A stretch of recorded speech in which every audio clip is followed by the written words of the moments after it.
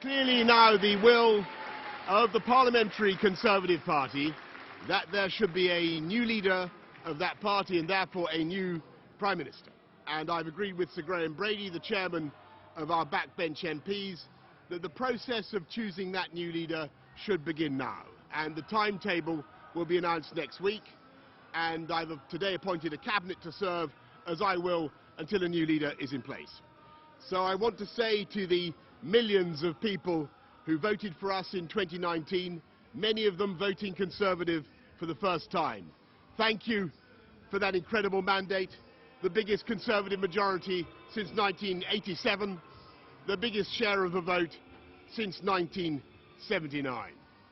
And the reason I have fought so hard in the last few days to continue to deliver that mandate in person was not just because I wanted to do so, but because I felt it was my job, my duty, my obligation to you to continue to do what we promised in 2019.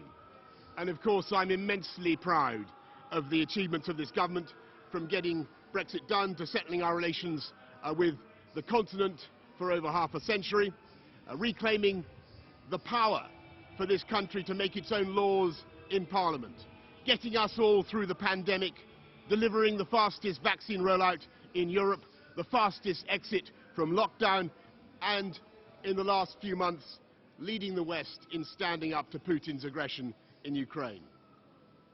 And let me say now to the people of Ukraine that I know that we in the UK will continue to back your fight for freedom for as long as it takes. And at the same time, in this country, we've been pushing forward a vast programme of investment in infrastructure and skills and technology, the biggest in a century, because if I have one insight into human beings, it is that genius and talent and enthusiasm and imagination are evenly distributed throughout the population, but opportunity is not. And that's why we must keep levelling up, keep unleashing the potential of every part of the United Kingdom.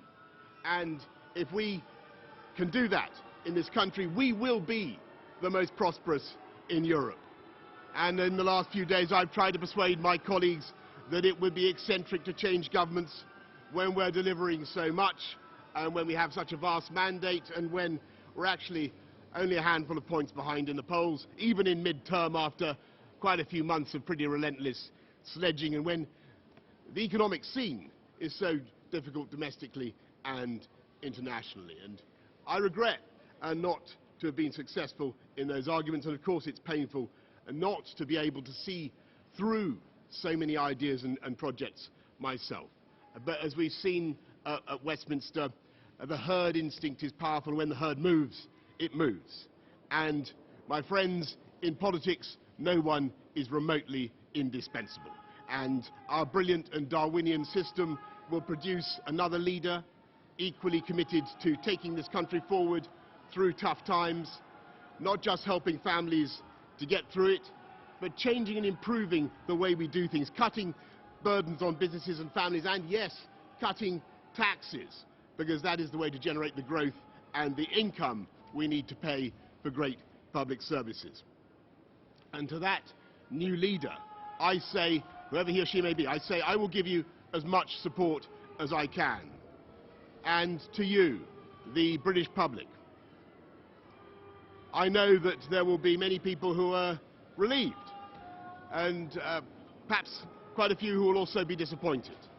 And I want you to know how sad I am to be giving up the best job in the world.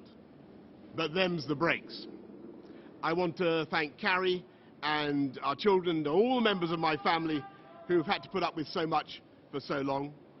I want to thank the peerless British Civil Service for all the help and support that you have given our police, our emergency services, and of course our fantastic NHS, who at critical moment helped to extend my own period in office, as well as our armed services and our agencies that are so admired around the world, and our indefatigable Conservative Party members and supporters whose selfless campaigning makes our democracy possible. I want to thank the wonderful staff here at Chequers, here at Number 10, and of course at Chequers, and our fantastic prop force detectives, the one group, by the way, who never leak. Above all, I want to thank you, the British public, for the immense privilege that you have given me. And I want you to know that from now on until the new Prime Minister is in place, your interests will be served and the government of the country will be carried on. Being Prime Minister is an education in itself.